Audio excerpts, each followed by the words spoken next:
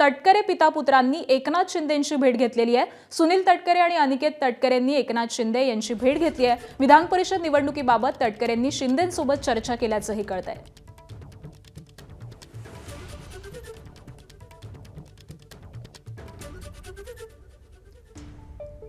तर रत्नागिरी, रायगड, सिंधुदुर्ग विधान परिषद मतदारसंघामधून अनिकेत तटकरे यांचं नाव हे सध्या पुढे आलेलं आहे। राष्ट्रवादीसाठी ही जागा सुटलेली आहे आणि अनिकेत तटकरे यांना उमेदवारी मिळण्याची शक्यता ही वर्तवण्यात येते। जवळपास ही जागा आता निश्चित झालेली आहे, त्यामुळे कोकण विभागातला हा मतदारसंघ असेल, त्यानंतर पुणे विभागामधला पुणे मतदारसंघ असेल। या दोन मतदारसंघांवरती राष्ट्रवादीकडून उमेदवार हा निश्चित केला जातोय।